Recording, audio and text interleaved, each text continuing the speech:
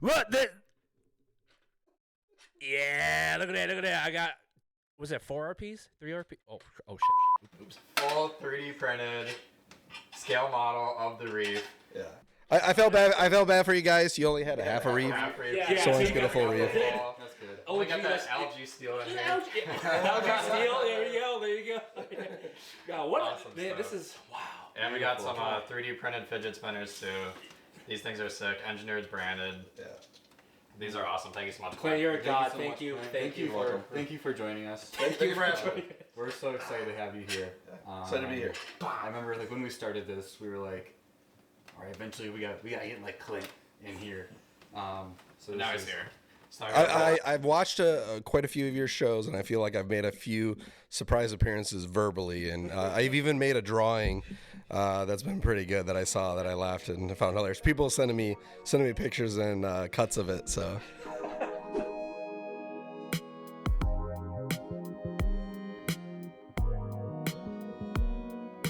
What's up, Pit Crew? Today we've got another guest for you. We've been hitting them hard with lots of guests lately.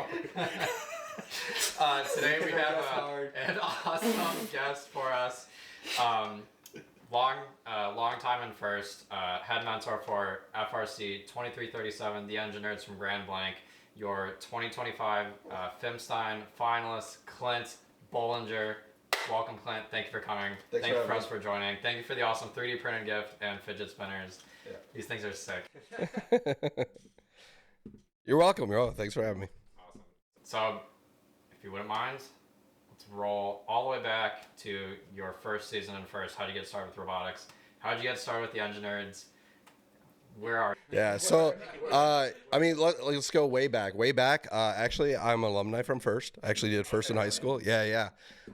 So, let's see, this would have been September of 2020, September of 2000. My physics teacher came to me, he's like, hey, there's this thing going on in town. You want to go check it out? I was like, yeah, sure, let's go check it out. Where's it at? He's like, it's at Kettering University. I was like, oh, cool. Like, what's it called? Oh, it's called Kettering Kickoff. It's in September. They have this robotics competition. So I went to Kettering Kickoff in September of 2000 and kind of watched the competition, saw, Chief Delphi, Team 47, everything there competing and everything, which was amazing. And my physics teacher said, hey, do you want to do a robotics team? I'm like, yeah, this probably won't take that much time. Let's do it, right? Let's go. Let's build some robots. So in 2001, my senior year of high school, I actually helped start the Kersley robotics team. Team 688 was our team number. Went about 3 weeks of build season, and no one there had any clue of what they're doing, even myself. I called up my dad. I was like, Dad, like I need some help. No one knows how to build anything around here and stuff like that. So my dad kind of joined in 2001 as well with me, and we ended up going to West Michigan. We played 8 matches and we went home, and that was our season. That was my first time ever. Then I graduated from high school. I ended up going to Kettering University as a freshman. Went back, mentored. I was actually the drive coach. That was my first year as a drive coach. This is 2002. And I worked, I think, 27 hours straight on the robot. The only reason why I stopped is because I had a quiz to take at Kettering. I think my dad that year worked 37 hours straight on the robot. It was crazy. We went to West Michigan. We played 8 matches. We went home. That was our season for the second year. That was the year that Beatty was out there. By far my favorite robot ever. Beatty 2002. That thing was an absolute beast, no pun intended. But it's why I still do what I do today, and I'm inspired. And I talk to our students every single year about that robot. But I actually had to stop First Robotics, and because I would not have graduated from the university if I didn't. I tell every single of my students kind of this story is I'm like, there's time and a place for everything. It's called college. Have fun. Go there. You have your entire life for First. You have your entire life to do robotics. Volunteer is a great way to do it. Don't just jump into mentoring. So that was kind of like the beginning. In 2006, I graduated from Kettering. I came home in December to graduate. I asked my now wife, Brandy, to marry me. And about a week later, I told her I wanted to get back involved with robotics and started doing robotics again. I called around. There was a couple teams that said, no, we're good. We don't need any more mentors. And they said we were good and started calling around other ones. And we ended up, we ended up helping out Swartz Creek. 1243 was the team number then. And I kind of asked Brandon, I was like, hey, you should like come, like, you'd be really good at this. Like, there's a lot of stuff you could do. She's like, oh, I don't build robots. I know I'm good. I'm like, yeah, but you might not see me till like April time frame, you know? And she's like, okay, I guess, how much time will this really take? And I'm like, not much, you know? And then during that season, towards the end, there was 2 students that on that team, because of family, they were family members of other Swartz Creek members. They went to Grand Blanc. And then at the end of that season, the 2 of them asked me and Brandy if we would start a team at Grand Blanc. And then that's when the Engineers were formed. Me and Brandy have been the co-head mentors of the Engineers since the beginning. We also dragged my dad along to Swartz Creek and the Engineers. My dad, you'll see him in the pit. He's our pit chief. The old bald guy with the mustache. That's my dad. He's been doing it since the beginning and absolutely love. He was our Woody Flowers nominee this year and everything. He's amazing. He gives so much to the team. The team struggled actually a couple years, even financially. He helped out to ensure the team kept going in the early seasons of our team and stuff. But yeah, so that's where it started. So, and then, now I, run events at Kettering and Kettering Kickoff, right? And I do that now, so. What makes you keep coming back? What makes you, especially after 2020, right? That was really tough couple of years to get through. So how did you manage? Yeah, so I mean, I do this sport for myself and for students, right? I enjoy it. I have a blast doing it. I loved doing it when I was in high school. I loved the strategy, everything, the mind games. I'm an avid board game player, so it's like I get like these mini like board games every year that I got to try to solve the problem too. But like seeing students transition from not knowing anything to being amazing people that you would hire at a company, no questions asked. I mean, I have an alumni who just actually graduated from Kettering with 3 majors, right? He's triple major. He basically, when he was a senior, had a company asking him to come out for interviews. He got hired at his co-op to do that co-op there the entire time, and now he has a full-time job there. He has had a job since high school at the same company the entire time. And to see them go through that transition and become like great leaders, it's what brings us back. I did say when like COVID happened, I was like, that's the time for any mentor who was like, I'm good, man. Because like the thing that keeps you going is the student. It's like, I can't leave this year because, Joe, like Joe's a senior. I can't leave Joe. And then it's like, wait until, I'll leave maybe. Emily's up now. We can't leave Emily. Yeah, exactly. COVID was that time you had that moment that if you wanted to peace out and get out of the program, you could. But like I said, I enjoy it. I get great satisfaction, working with students and stuff like that, seeing them grow. And like I said, I even took a break in college, right? So like I enjoy it. I just love the design strategy. Even in high school, I always did like projects. We did like in our drafting class, we had to build cardboard chairs. So you could build the best one. I made a reclinable one, right? Like I would always be that type of person that would go above and beyond and make it reclinable. It used like toilet paper rolls as the pins because it had to be all cardboard. So. But I always thrived on that and just got like so much dopamine is a grand scheme of it. So. Talking about your students being leaders and them excelling after high school, how do you guys set them up to be leaders? Do you have like a process to train them and start engaging them with younger students, or is there any specific thing that you guys do that you don't think other teams do? How do you build your help facilitate that? Yeah, I mean that's a tough one. I mean, I don't know if we like actively have specific things. I mean, there's stuff that we've done in the past, like before COVID, of like deliverables, where people have to be well-rounded and they have to do these certain tasks. Like mechanical, like everyone before COVID was doing CAD work, electrical work, and programming, and get them well-rounded. It actually gives them an understanding of like what the other people have to go through. But then, like, the other thing that our team really tries to do is we try to strive for perfection, knowing full well we can't reach it, right? But the process will reach excellence, right? It's a quote like we give every single year to our students. And, we've been very fortunate with our success. Like most teams, we'll hang banners up around our facility. But like one thing we talk to our students is like these banners here, like, yeah, we have them now. Doesn't mean we're going to get the next one. All the students before you had to earn their blue banner. You have to earn yours. It takes hard work and dedication. And we try to put that into and instill that like continuous improvement. No such thing as final design, and everything's scrap. It's just a matter of when, right? You build this thing, you go to competition that doesn't meet your objectives, scrap it. Why are you holding on to it? Why do you care so much about it when in April or December of next year, once all the off seasons are over, it's scrap. You can't use that again. Why are you so attached to it now? Right. And so it's trying to strive for that, try to strive to be good. And I think that just like rubs off, and it's that, It's working right now. I'm ready to go to competition. let's go. Right. But it's that culture. It's that culture and courage. We really on our team, work 50-50. Like we're coworkers. So like a lot of people be like, oh, Mr. Bolinger. And it's like, no.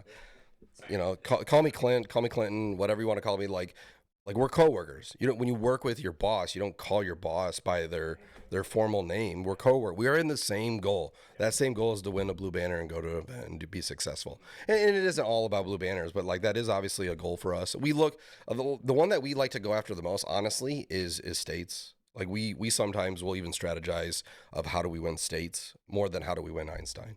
So would you? So like it is. There's a lot of when you're in the beginning stages of the season. There's obviously maybe this strategy will win us districts, maybe not states. So do you tend to lean for this might not win us districts, but it's going to set us up for states? Yeah. I would say you got to get there, right? You still got to get there, so you can't like have it be there. But there's things that we'll give up. Like we give up things sometimes. There's even jokes like some other teams I've heard through the grapevine of some teams ask like, what is Engineers going to give up? Like, what are they not going to do? Like, what's like, cause it might be some intel of like, is that part really important? I mean, a good example that I think, we even fell into the, no pun intended, trap of 2023 of doing the trap. We eventually gave it up, but we gave it up way too late. We should have gave it up earlier.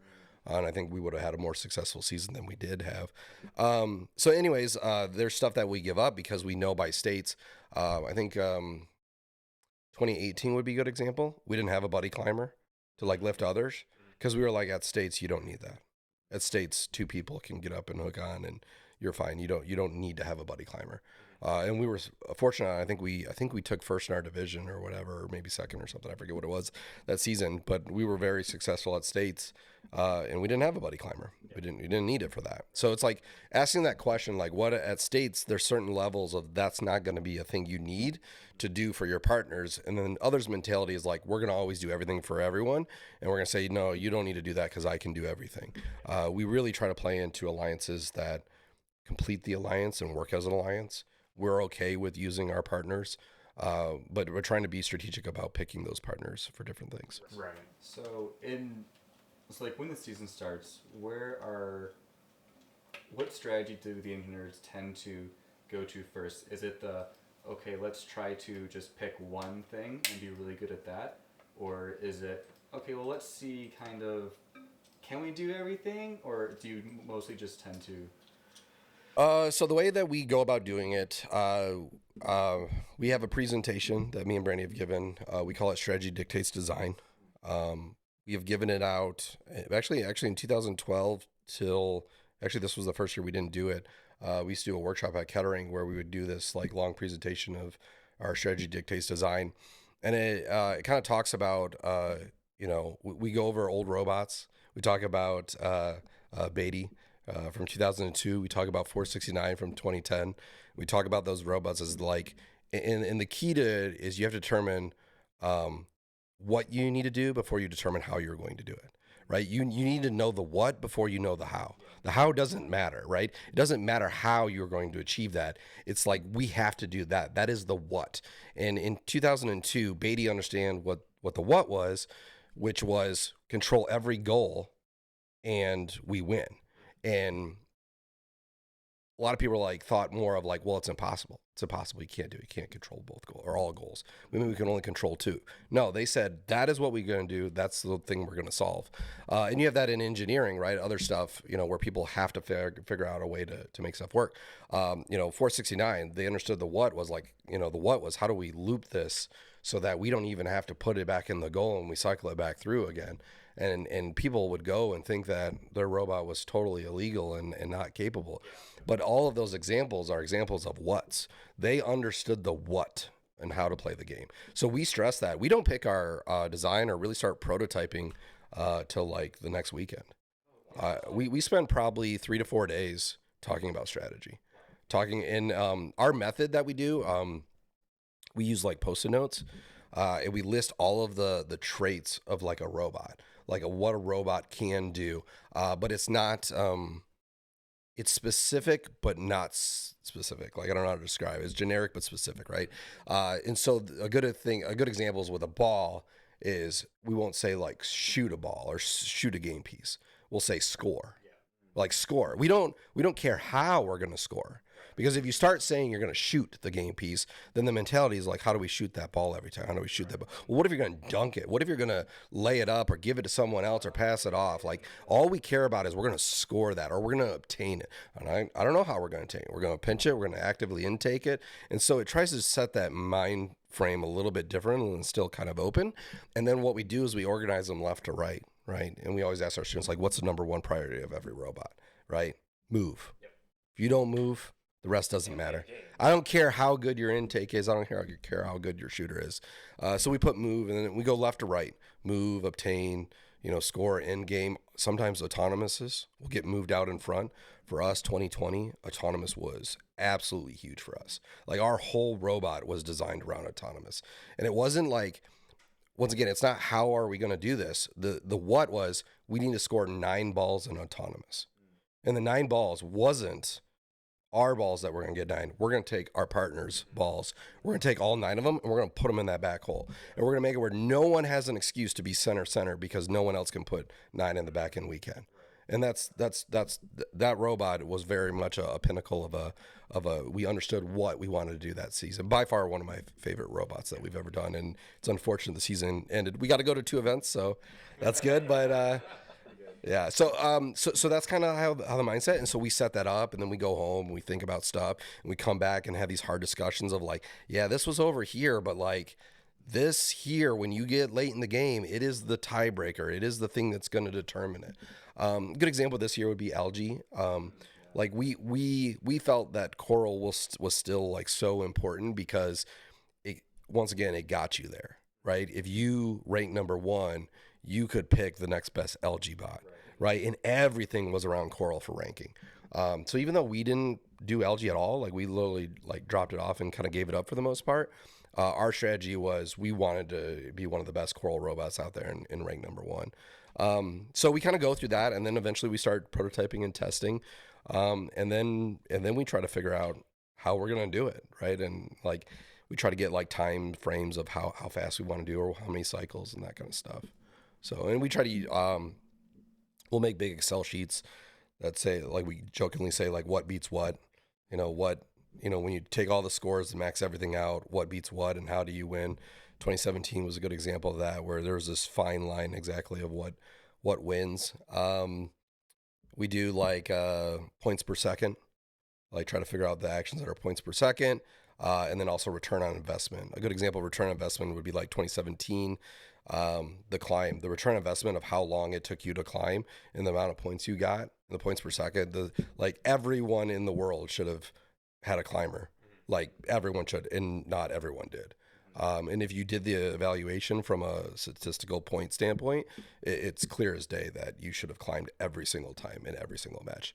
And to talk about that is we went to, we'll say we went to an event, got partnered up with some teams, and all 3 of us could climb, and the other alliance had 2 climbers. We lost that event because we were trying to do too much. We could have sat underneath the ropes at the beginning of the match and climbed, and we would have won. And there was nothing that team could have done to beat us.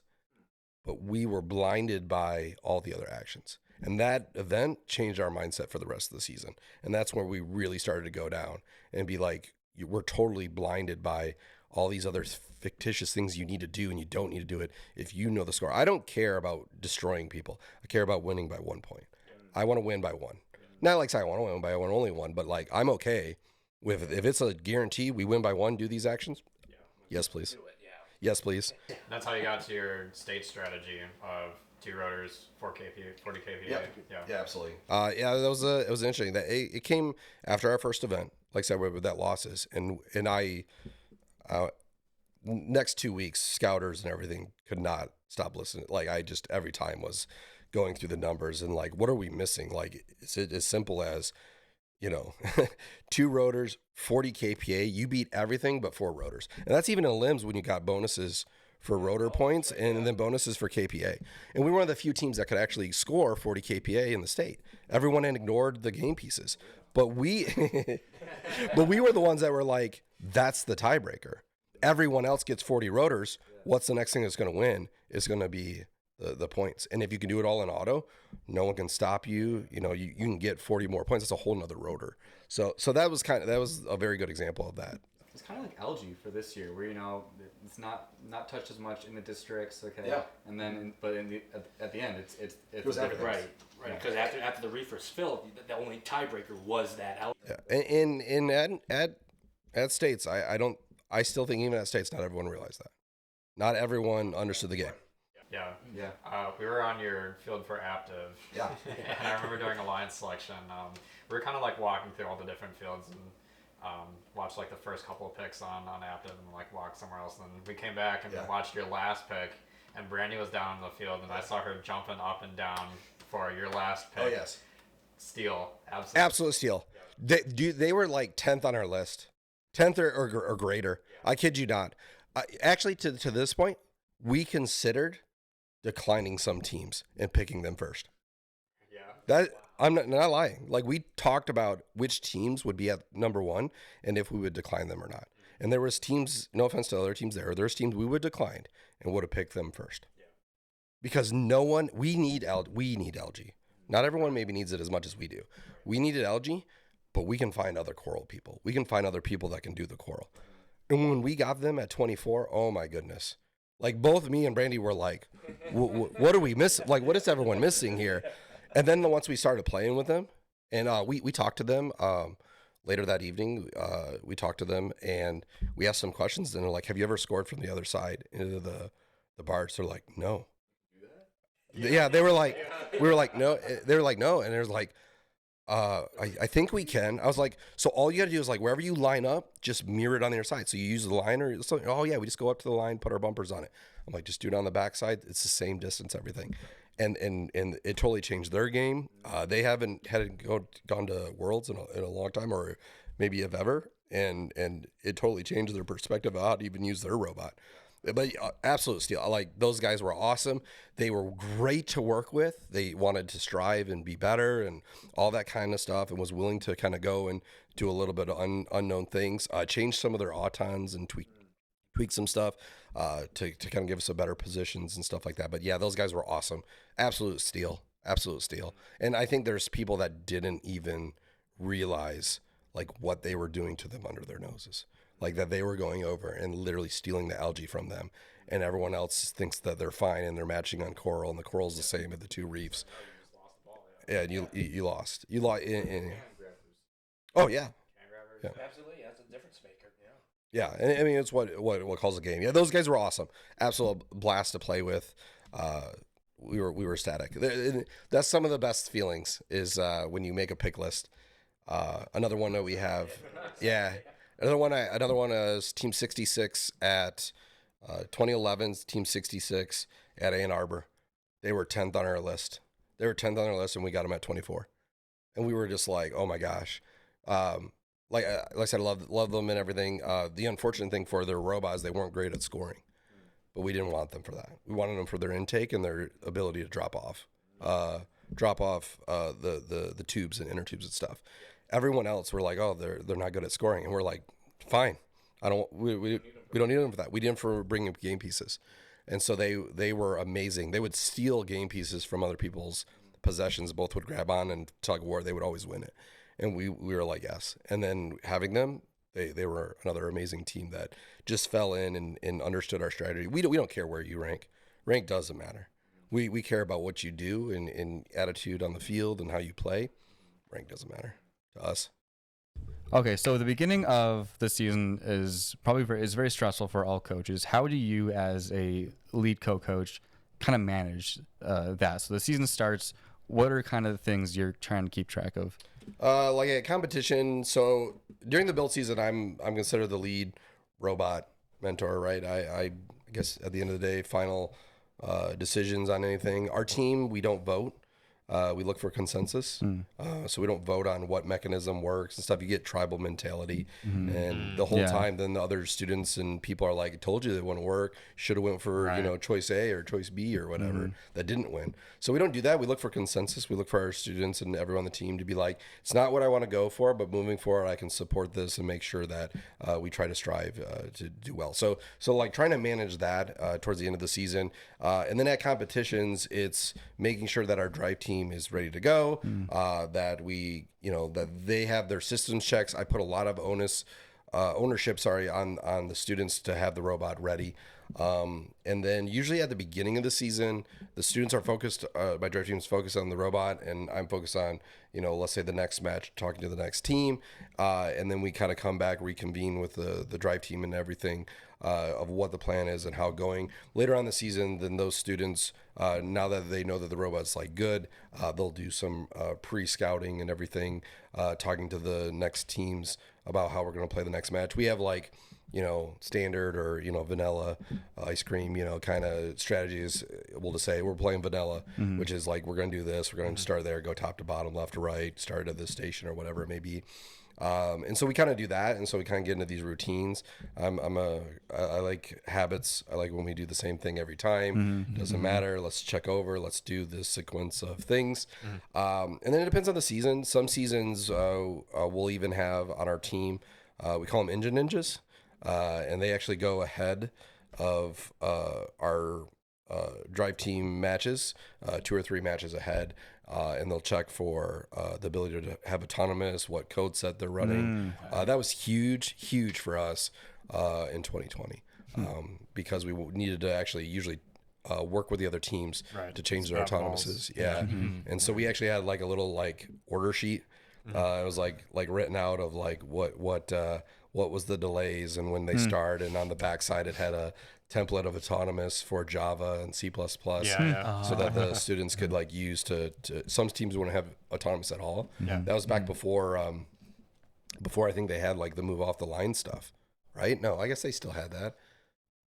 Yeah, Was there was no RP for that though that season, I don't think, right? It's just points that you move on. Yeah. So I think like it was a little bit harder back then to have some people's autonomous working. So anyways, we would kind of do those. So it depends on that situation. In terms of scouting for the event, Brandy and our scouters and everything. So we actually have 2 parts of our team. Brandy handles the organizational side of things, marketing, outreach, that type of stuff. Scouting is actually under Brandy, and I handle robot side of things, electrical programming, mechanical, operator interface. So Brandy is working with our scouters of doing qualitative scouting in the stands as well as quantitative scouting with our scouting database that we've been pretty much doing since 2008. We've been kind of having the same type of system. So we kind of do all that at the event. And then also trying to understand how the other teams are from like a personal standpoint of like, are they not to say willing to work with us, but like, are they resistant to trying new things? I am very much want people to be a part of the alliance. I do not like to go into matches and say, go sit in the corner and do nothing. Like, I don't like that. I try to find out what they like to do.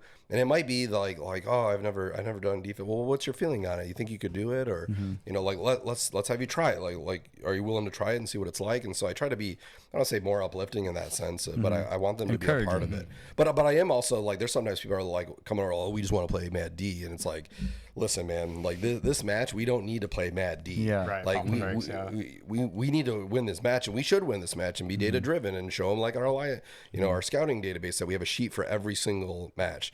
And it shows we actually do average estimation, and then we also do one standard deviation above and below, so that we call it best case, worst case. So what's our best case? So our worst case beats their best case. We don't need to go play Mad D, right?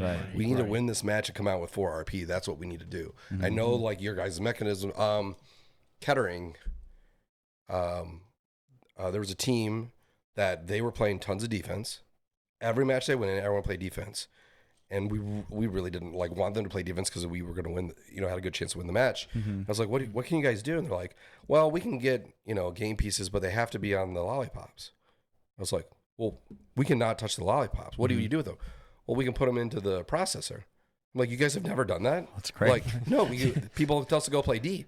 Yeah. And unfortunately they had situations where they died into the reef and they got hit a bunch while they're down there. And that's like recipe for disaster in a match that you have a good chance to win. Yeah. So like we supported, like, listen, we will not touch those, and we'll leave the lollipops and just get it. And I think they ended up doing like one, and they got the second one and went on their way there, and they didn't get it. And there was something else that they had a chance to do. Maybe their climber.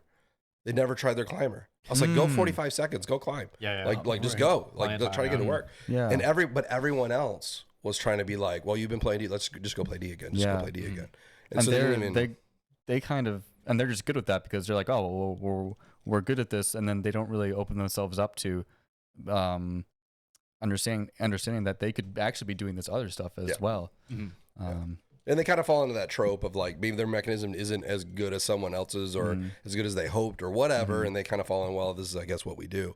Yeah. But it was a good example of where we're like, we utilize them in a different way than most people at that event, stuff like that. So, but that's kind of some stuff we do. Like I said, it depends on the season, depends on the game.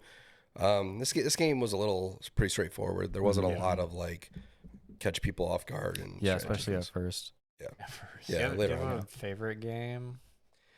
Favorite game? Most memorable. Okay, so there's things I measure games by. I think there's one, it has to be fun to build something for. Okay. It has to be fun to build. 2, it has to be fun to play. Yeah. So the teams and coaches and drive team members have to have a good time playing. And probably the most important has to be fun to watch. Yes. Right? Spectators, grandpa sitting in the stands have to be able to watch it, have to follow it. If I rate those 3 things, I would have to say 2014 is my favorite game. Let's go. Interesting. Knew it.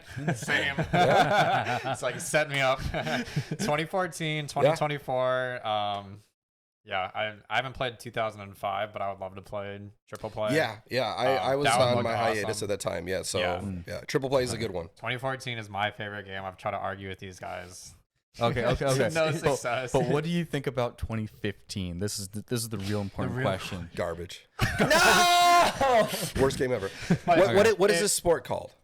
First robotics competition, not first exhibition match.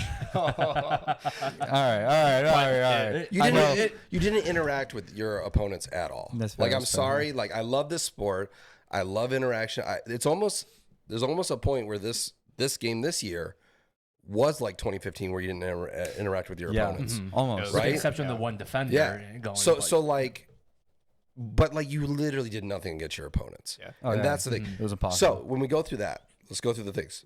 Fun thing to build? Absolutely. One of the best building a robot for is that game. 100%. Because you could build Kiwi drives like 1114 did. Yep. You could build Batman and Robin. You could build stackers. There was a lot of... There's so many cool. You could build assembly factories like 3310, right? Like so fun to build. Absolutely.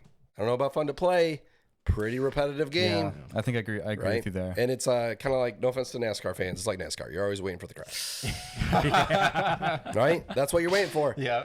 You're waiting for the topple over, so then Tumble down. cheesy poofs don't make it Einsteins.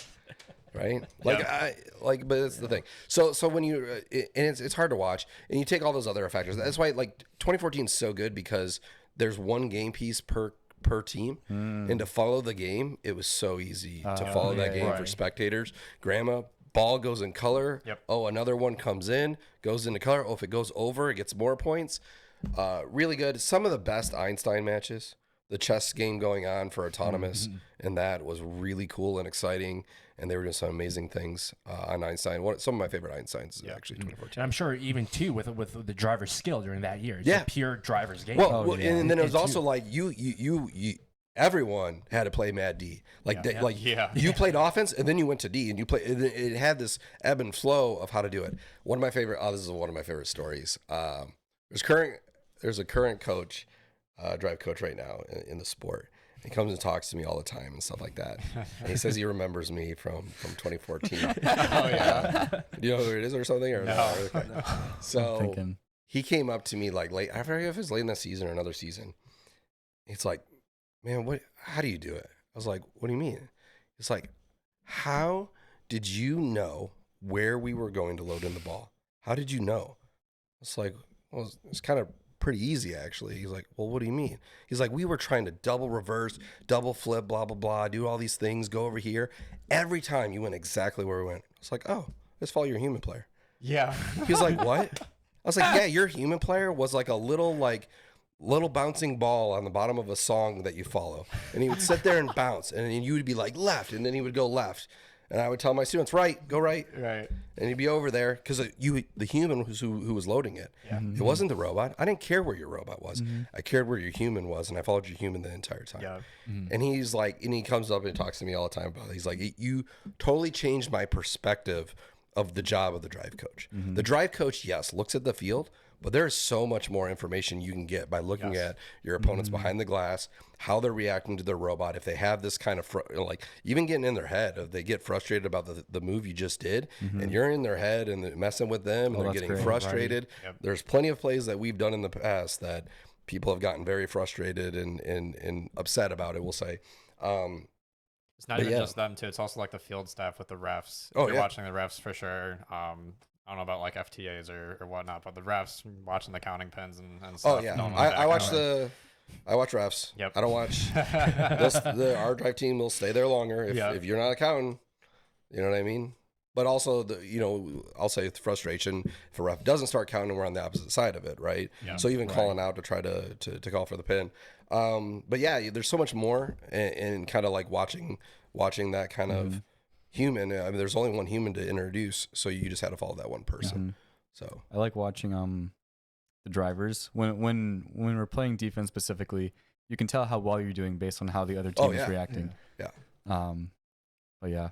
Yeah, like I said, watching their frustration or even the coach and be like, you're doing great. Just keep doing it. You're getting under their skin. I'll say that to my driver. A lot of times also my responsibility behind the glass. And I think I've gotten better over the years of it is actually try to calm everyone down. Right. I probably do it. I do it for my students, but I also do it for other teams is they got to make a climb or get a park or something. And I'll kind of like go over behind them and kind of like near their ear. And I'll be like 10, 9, 8, 7. Because if you count, I mean, other people go, 10, get out there, and it's like, no. You need to calm the person down. You need to get them where they know you still have 5 seconds. Take the time, make sure it's clean, count in their ear, and it helps go a long way. But like that should be your job is to like calm things down, observe things of what's going on. So Absolutely. Okay. So No, I was about to go into a question here of like, so your experience on the field, but what about off the field? Like, what do you do in between matches? In a sense that from the moment when the robot comes off the field and you guys are into the pits, then up to the queuing line for their next match, like what is that process like? What do you do in between matches? Obviously, if nothing's broke on the robot, is probably the more traditional. If something's broke, all hands. I mean, for our team, I will say like if I'm touching our robot, like there's stuff going on, right? I don't want to touch the robot at competitions. I want to be focusing on other things. So like if things are broke, you got to fix it, right? But between matches, if things are good, we go back, we kind of do a systems check, look over everything, change the battery once over, kind of do that, switch bumpers. And then kind of once that's good, and then it's a matter of, okay, let's start talking to another alliance. If it's a tough match, we kind of highlight matches that are tough. And so there might be some matches where robot's good, I'm off to not solve the next problem, but like go handle the next match, because this is a big match. It determines things. And then later on in the last, like we'll say the last third or last 25% of the event, it's talking with our scouters of who we're picking. In our scouting database, we do ranking estimations and to see who's going to rank and try to see like what we need to do. And usually our last match we play, we have an idea of like, especially if we're going to rank number one, it's like we have to get 3 RP and get this many points, and that's what we have to achieve, and that's our goal.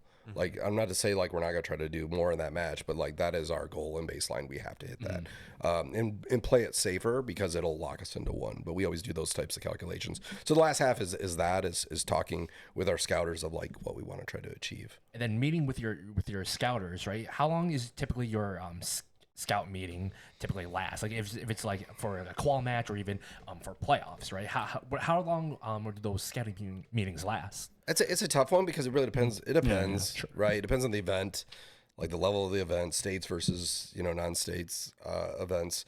Are we ranked 1? If we're ranked 1, is there like another team that's like, I don't mean to say it like this, but those two teams get together, it's a good chance they're going to win, right? Like that changes some perspective. Or if we're not ranked number 1 and we're not going to get picked number 1, well, how do we beat them? Are you willing to do a riskier move and pick someone that's fluctuating and they have like, ups and downs, and you hope to get them on their high because they're going to try to win this, right? Instead of, trying to go for the standard basic, average people that have good, good standard, they're stable and have good standard deviation, like a low standard deviation, right?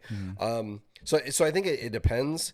There's sometimes we'll of course love to talk too much about what ifs and who picks who, and the more interesting ones is when you're in positions where you might have to decline. Like those make longer conversations. I have a lot of friends in the sport, and it's tough to have to tell like literally a friend like, I'm sorry, we're not gonna play with you. But at the end of the day, we wouldn't expect others to do the exact same thing to us. Like just because we're friends does not mean we need to say yes to each other. We're once again data driven. Scouting drives everything. So I mean, the one story probably have about that is IRI from 2017. I don't know if you guys know much or followed us that season. Like I said, we had a great robot. We ranked number 2 at the event at IRI. We were fortunate to be able to pick 2056.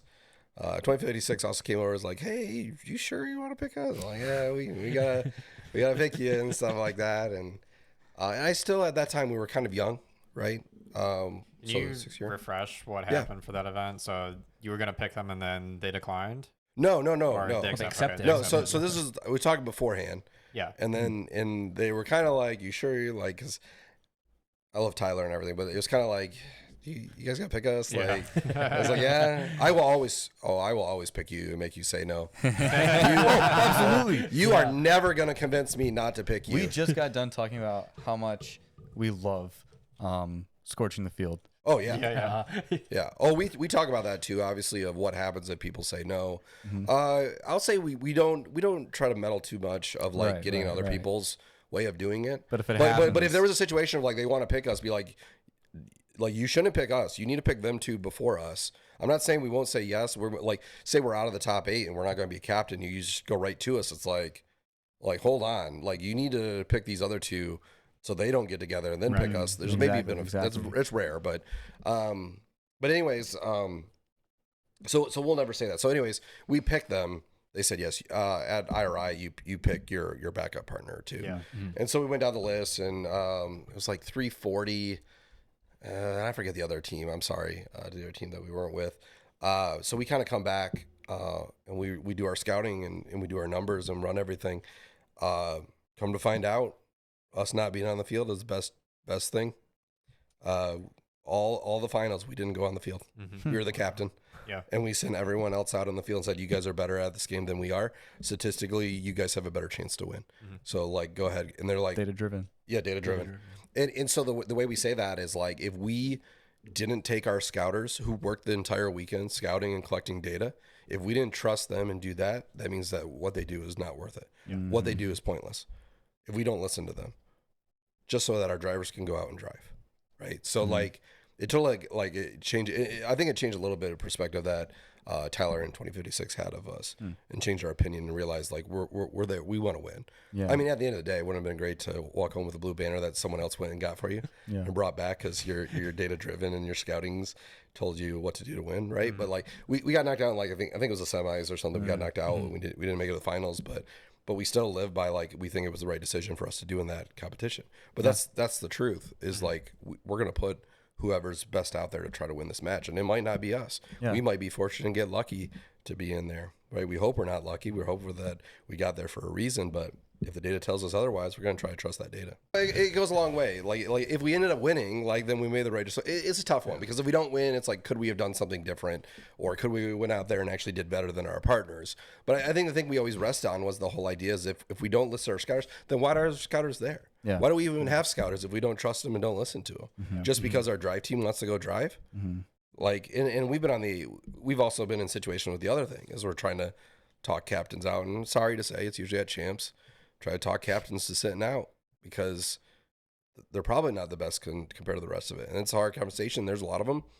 They would not even touch that with a 10-foot pole. Yeah, for They sure. wouldn't pull themselves. Yeah. But if data wise says we should, we'll listen to that and look at it. Because at the end of the day, we want to win. We want to win the match. Absolutely. And data's the best thing that you have to do that. It doesn't lie to you, right? Unless you have garbage in, right? But it doesn't lie to you. It usually tells the truth, and it's surprising how many times it's right? There's been times I've been on the sideline at events and our scouters are there practicing. We practice scouting at usually Kettering 1 before we go to Kettering 2. And our scouters usually give me sheets to see what the next matchup is. And our scouting sheets usually call the match before it plays and stuff like that. And that feels good, obviously. So kind of in that same vein, how do you go into a match where you're like, there's a 99% chance we're not taking this one home?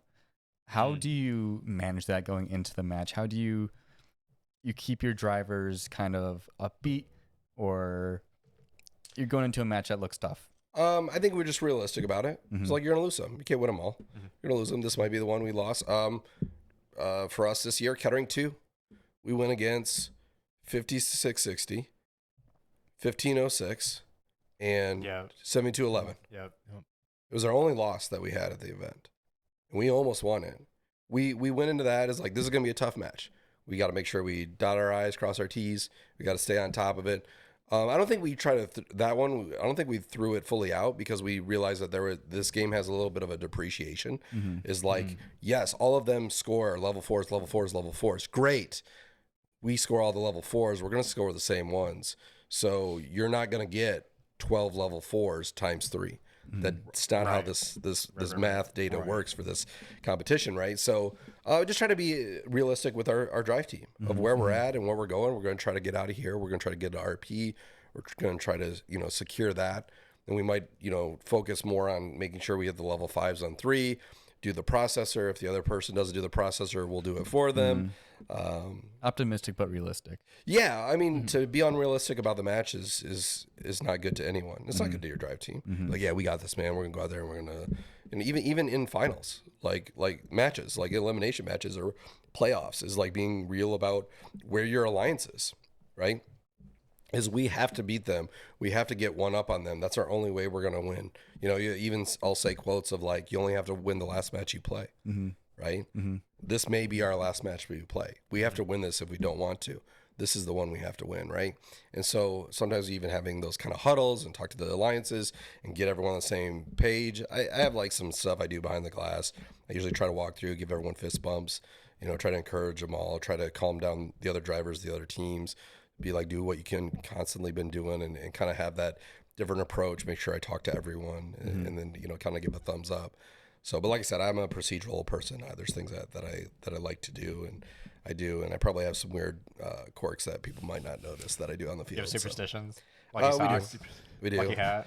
Hat is So usually I'll usually wear the same hat all season. Yeah. So like I try not to switch my hat and stuff like that, even though my hats all look the same because I just buy more of the same ones.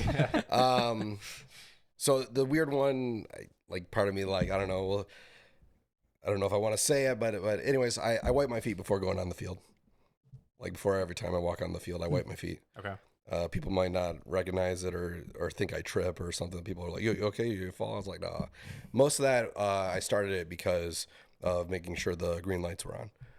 It was my way to I kind of brush my feet. I look both ways, crossing the road, brush my feet. And I kind of do it real quickly. But then also, it's, superstition, whatever, is like give respect to the field.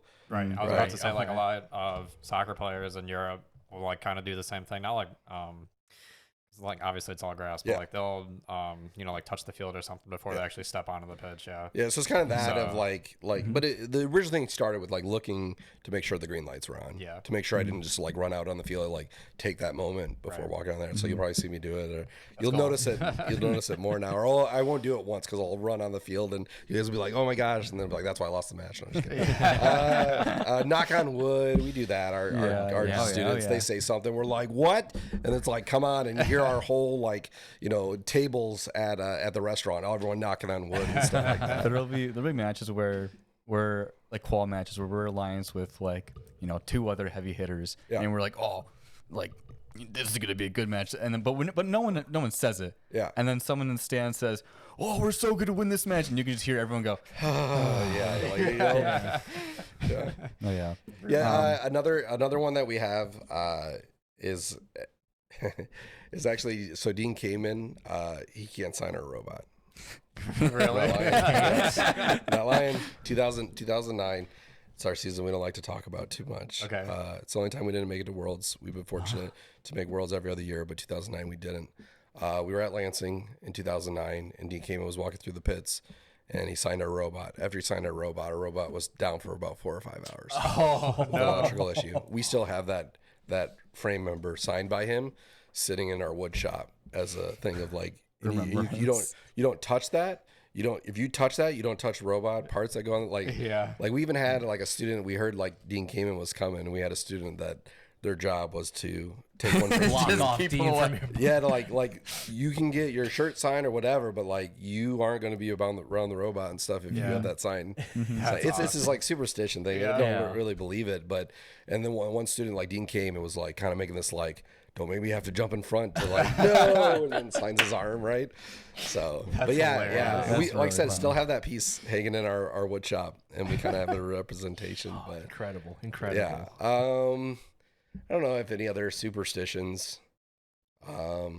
Maybe fuel bouncing off the Alliance station and landing on your e-stop. Yeah, that happens. Once again, data driven. It happened once; it can happen again. Exactly. So exactly. we have the guards. Didn't that happen this year somehow? Was it an algae or? Or no, was it last year? A note with the note. Didn't a note land? Or maybe it wasn't for to? us.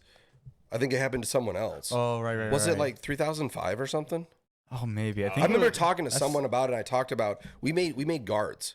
Like little e-stop. Really? Oh yeah. After that happened to us, this. we made e-stop guards. Now they couldn't attach to the field, and they had to ask the other person all this other stuff. Right. But we actually made guards that went over the e-stop to prevent it from happening again. I remember exactly what they look like. Yeah, the little And zigzag. you put on each one. They went down.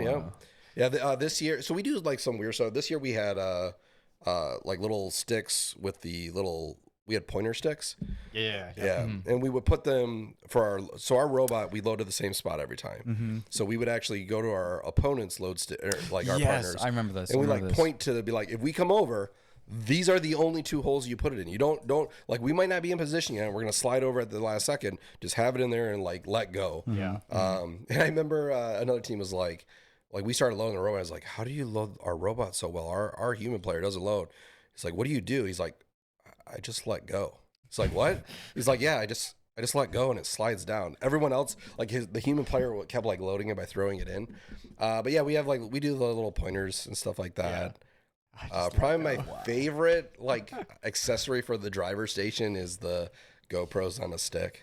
Yeah. 2016. Like I remember went to the first event and I saw someone with a broomstick handle. I was like, yes. And I think I still have it on my phone. I was like, hey, can I take a picture real quick? And they're like, yeah, why? I'm like, no, nothing. And it was just like a single broomstick. And we had like a 2-level broomstick that we were bringing. The next weekend we It's were like bringing Pirates the of the double. Caribbean with the telescope. And you walk over. But it was great to see. It got crazy because I think I heard like the highest I ever heard was like 30 feet. Oh wow. In California, they had like Yeah. these 30-foot poles that were extended up. I think it'd be great if First actually gave us that. Yeah. Like mount these super high poles and run a HDMI cord down or something and give Yeah. us like a driver's station, Yeah. a different perspective. But it was so useful for that season to be able to have that view and see on their side. My driver that year, when she was playing defense, she actually drove through the logo. She crouched logo? down and looked through the small cubby hole and was playing defense on the other part. yeah. So even like we try to do that of like trying like just because like you're in this confined space doesn't mean you can look things from a different perspective. Absolutely. Moving your that's why we use game pads. You can move, you can walk, you can duck, you can go all around. Right. We've had some times where we kind of like do the 1.5 where we go way over to look. So Okay, well, let's talk Yeah. about that with your 2025 robot specifically and your Software implement. software with the touchscreen and the reef and everything. How did that happen? How'd that come to be? That was nuts. so Like it's fully semi-autonomous robot. oh yeah, I mean presets. Intel, yeah. my human player or not my human player, my driver, he's actually our coder and Okay. It's nice when that works out. yeah, he actually doesn't like it. He doesn't like it because like he basically hits the right bumper to go to the load station, left one to score, and he just hits 2 That's buttons. it, yeah. If you don't touch us, like it's 2 buttons. When did you realize that you'd be able to pull that off? That's a hard question. We started testing the first couple weeks of like alignment to the QR or to the April tags, and it's turned out being pretty good. We had a big the first side of it was pretty easy. We had a big not revelation, but a big change to get to the backside, which really changed everything. There's a way. I'm not a programmer. Once again, I just set the priorities of what we need to achieve type stuff. But there's a way in the path planning. I'm gonna, destroy it. And my coders are gonna be like, "You said it all wrong." But sorry, guys. So we actually put like a ghost or a phantom robot, and so our robot would drive towards the phantom, and the phantom would try to drive to the endpoint. Yeah. And it would, as we go, kind of converge the two. And so that's how we. Oops, sorry. Wasn't supposed to touch my. That's how we were supposed to wrap around to the backside of the reef, and we could start achieving that where we don't try to drive straight through the reef. Most people did, a point to point where they just go there. Right. So ours, like, and when you hit the button, it always starts it out. So if you're right by the reef and you need to go the backside, the ghost or the phantom robot starts way by the wall. So this actually swings out and around and actually causes you to go out and around and avoid hitting stuff. And so that totally changes. It's the same way we do our auto. So actually everything in auto and the buttons are the same way. I think we were trying to do it differently at one point, and we're like, we already have all this other code. Like, let's just make it happen. Yeah. And then the touch interface was just, we had so many buttons we wanted to achieve and do. At one point, our human player, our operator was keeping track of how many were on each level, and we ended up getting rid of that feature because it was just kind of too hard the faster you go. But a lot of that was just to try to be clear where to go. We do it based on time. So we got 12 o'clock, 2 o'clock, 4 o'clock, 6, 8, and 10. That's actually the call outs I give. 10 o'clock, high, or 10 o'clock left. It's the left and right is always relative to the robot. So we kind of do that, and then the person can preload it. I mean, and because our robot is like so fast, like they effectively have to, like, once they score, start prepping the next position. Like, because if you wait until they pick up and go, it's another thing. We look at the April tags, depending on if we have a coral or not. No coral inside of us. We look at the load station limelight. If we have a coral in us, we look at the front. And so, like, even that stuff is automated.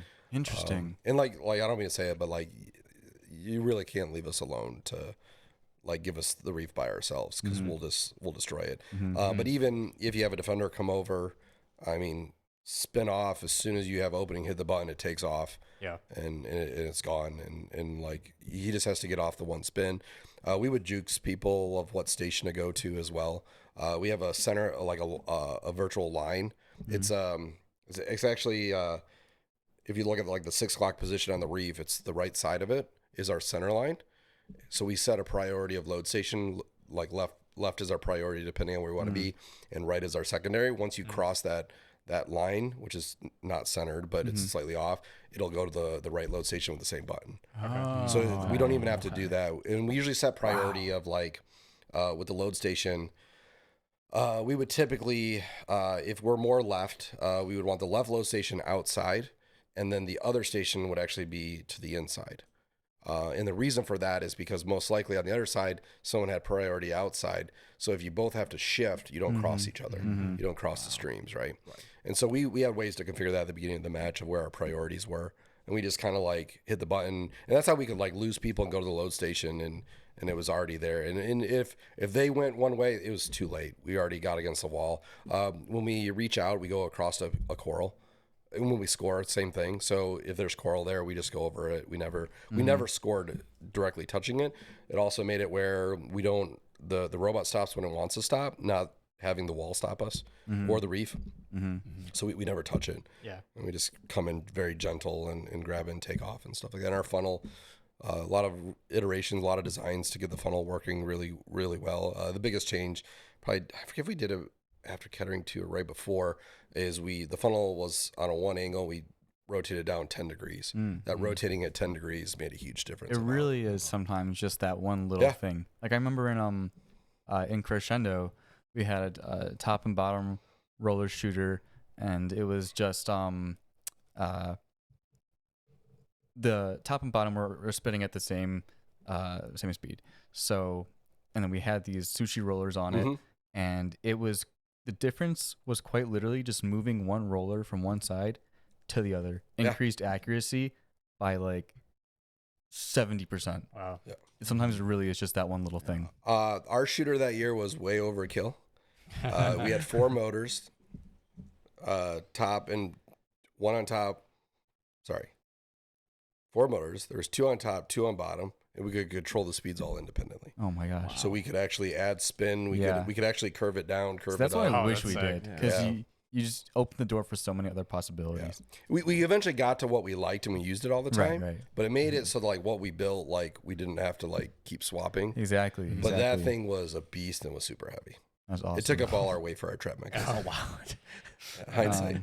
Okay, so I heard that you have some interesting names for your strategies. Yeah. What are? Tell us about your strategies. So I gave you guys a list. So We got the one, list up here. Yeah. right now. so one, like we can either have you guys guess the year, Okay. or guess the strategy, Or both. or both, or whatever you want to do. Okay. Like, cause I went through and tried to think about a lot of them. Okay. I tried to list them. So I probably don't remember all of them. I can tell you the story about all of them, but like I don't know how you want to go about doing it. Let's try to guess. Let's try to guess the year, and then let's try guess. All right. At first, let's guess the year. Okay. And then we'll ask you, and then we can guess what it is. So, Triangle Starvation. I think this was the 2005. Oh, fine. Final answer. When was my team rookie year? Wasn't. He just told us. Yeah, 06. No. No? Oh wait. Oh wait, was our 08. rookie year. I said I liked 2005's game, but we never played it. So Okay. so technically I wasn't around in that. So sorry. 2005, not the right answer. You got 2 more guesses. 2011. 2011. Oh, Oh. 2011. So the story on this one, 2011, Triangle Starvation. We had it in Ann Arbor. Went to Ann Arbor. The idea behind Triangle Starvation is you don't throw out any triangles, and your objective is to take every triangle that comes onto the field. I don't care if you have a white piece in you, a blue piece in you. You take the red triangle, and you take it. And so the idea behind it is we went into that event, and the idea behind Triangle Starvation was to play it if we lose. Right? If we lose, we're playing Triangle Starvation, and to make sure that we can move on to the next round and stuff. We were fortunate, got to finals 2, didn't do it. We're like, nah, we're going home. We're going home. We're going to put a nail in this coffin. And I think I talked earlier about Team 66. Their intake mechanism was amazing. They were number 10 on our pick list. We picked them, got them at the 24th spot. You go back and watch the match if you really want to. It's out there. They have like a white tube inside of them, I think. And they go, and the red tube flies in the air, and you see them spit out the white tube, ignore it, go down. The other team almost grabs it, snatches it from it, and steals the red tube. That's so funny. A lot of you guys probably know Steve Smicka. Yeah. Right, big guy. That's who we were going. He was back when he was with 3098. He was across from him. And in the, I don't know if you can see it in the video, but I definitely remember, because I have a tendency to watch other drivers on the other side, see him giving the big old symbol, like triangle, like triangle, triangle. And he's like throwing his hands up, and the humans are like, and he like steps back and he looks over to the right, he sees 3 triangles. He looks to the left, he sees 3 triangles. He looks down at the other field and sees 4 of them hung up on the thing, and he's like, Used them all. they're all gone. Yeah. They're all gone. This is over. And they couldn't create a single logo, which there was a multiplier. Right. Oh, wow. And the only chance they had to get some is they had to go take penalties.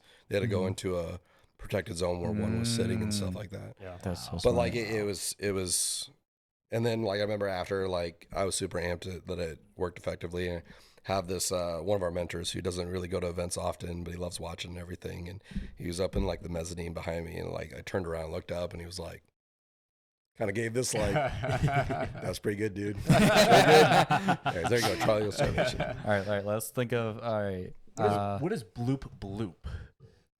What? all right. Just you gotta give us the year on this one. Okay, 2014. Okay. 2014. Okay. All right. So this is like I said, we were talking earlier about 2014, one of the events we were at. It was a strategy that we want to try to do, and bloop bloop was effectively taking the ball, throwing it into a robot, and then they throw it right back to you. It goes bloop, and it goes bloop, right? Yeah. And then you already got the one pass Right. off for that robot. Then you throw it to the next one, the human. So we would actively look for robots that could achieve the bloop bloop by spitting it back out to us. Yeah. But like one of our alliance partners, they didn't want to do that. No, you go in and you pass it off, and it's like, but then like there's a moment in time that like you're not touching the ball and you don't have ownership. So then later on in the season, you saw a lot of teams start to do this where they would like throw Yeah, it they in. were doing it on Einstein. They would bloop it in, bloop it out, Yeah. throw it to the next robot. They go across to the human, go into the next robot. So really, the way you were introducing to robots were actually via humans. The entire method. Yeah. Okay. So That was cool. that's really cool. Spin to win. No. No, they didn't have a mechanism, right? For the We did actually have a Oh, you mechanism. did? We did. No one ever used it though. Spin to win. It's a weird one. It was actually 2016. Oh, of the interesting. wall. Basically, the one wall. Oh, for the Sally part. The Sally part, you Yeah, open it yeah. up and you spin, and okay. it kicks it open, and you don't touch it, and Yeah, like yeah. You can go back through again. That makes sense. So you just go across, then go back through, and then spin to win again. Like, there's so many teams like we would talk about this, and they'd be like, "What?" And we're like, "Yeah, you totally can do it. Like, just Yeah, go yeah, over, yeah. spin in a circle, it kicks the door open, it loses contact for a moment, and you're fine." Yeah. Right? Because like most robots back then were very like rectangular shape. Yeah, It wasn't the era of swerve and everything, and so the rectangular would cause it to hit open, and it would go back to your low side again, and you would not be touching, and you could take down the Sally port or whatever. So yeah. Yeah. That was a fun Some of one. them aren't as interesting, but you know, it's, No, that one's good. Okay, so rotors. Then two two rotors rotors, 4 KDP, and two we peg talked block. about yeah, Yeah. two rotors 40 kPa by far. It's probably one of my favorite strategies, right? Like just the idea when you run the numbers, the fact that you can get all the gears you need in autonomous to get 2 rotors, and you can almost do 40 kPa with a single robot. You switch after that for the next 2 minutes to a 3-person defense. It's a gauntlet. You have to go through all the robots, the number 1 pick, the captain, and the 3rd member. And it just, if you didn't have a shooter, like you were done. Yeah. And like I said, at States, had to do a lot of conversations with our alliance partner at States. Even at Kettering Kickoff, we got paired up with Rush. We were talking with Kyle Hughes, and she's like, we should go for 3, and I'm like, no.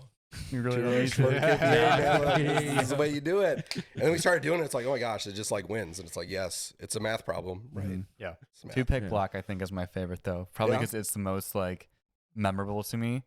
Because I think that was the first time when I realized that like, oh, there's actually like there is a really strong strategy to be able to be played here that we just weren't thinking about. Yeah, that was one. It's another one. Like sometimes we have things in our back pocket that we don't bring out unless we really need it. And we'll say like Femstein and stuff like that are situations for to try to utilize, catch people off guard. Played the first match. We ended up losing. No, was it No, we might have done it in our first match against them. I think we did. We just came out of the gate because we thought we were going to lose because they had a shooter and stuff like that. So we couldn't just do our 2 rotors 40 kPa. We had to do more. But still, once again, we talked about how like we achieved that a goal basically right at the beginning. Like right out of the gate, we almost have that. So now the rest of the time is either us shooting and then trying to prevent them from getting 4 rotors. So the idea behind 2-peg block is like you can't blockade the field, right? You can't use more than 2 rows. Well, there's 3 pegs. You block 2 of them, and the rest of them, everyone has to go through one. And I think during that match they ended up like bending the spring and stuff too. Yeah. So like we did it. The unfortunate thing about that thing and what happened there is like we ended up getting a yellow card for our alliance and stuff like that, and it was because one of the robots kept driving and burned up the carpet. And so there was damage to the carpet, but everyone in the audience actually thought it was because of the strategy we did. And so it was unfortunate. It's like, you know, that takes away from the strategy, but it takes away that it's perfectly legal what we did. But the fun story I have about this, I have an alumni who, to be honest, he was actually at my house last night. He lives in Atlanta, and he does like some cool programming, you know, stuff down in Atlanta. And he kind of came up, and we were talking, and he was in the stands, and he comes back and watches. He's like, oh my gosh, like they're doing it. And his mom and stuff's like, what are they doing? He's like, I can't explain right now, but I can't believe it. They're actually doing it. They're actually trying to like, got everyone excited, and everyone's like, oh my God, goodness, you know, because like them blocking and everything. Frustrate mind games, frustrate the other team. Yeah. The one human player had to run every gear up the middle and everything. And then I think we stopped them for the 4 rotors, I think. But unfortunately our 107, their climber stopped like 6 inches away from the pad, and we ended up losing that match because of the climb, not because of anything else. And it was that climb was worth so many points that like it's unfortunate, but it's definitely a fun strategy to pull off and throw out there. So okay, there are 3 more that I specifically want to ask about. First one is Operation Ballbuster. Yeah. Operation Ballbuster. This is the interesting one. I'll say it's the interesting one from a rough standpoint. Operation 19? Ballbuster was 19. Yeah. 19. Oh, okay. Oh, okay. What do you think the strategy is? This is fun. I like this. Wait.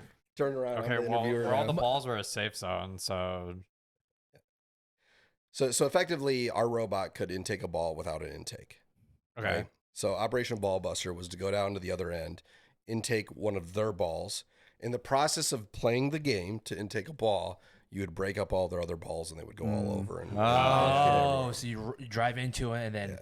yeah. But we were actively trying to get a game piece. We got warned by the referees if we did it again, it would be considered strategic, and so we did it once, and then we weren't able to do it again. So Hey, well, that's the best. Those are the best strategies. The ones you can only do once. Those are my favorite. I think in the reffing community, we have a little bit of a target on the back of our back.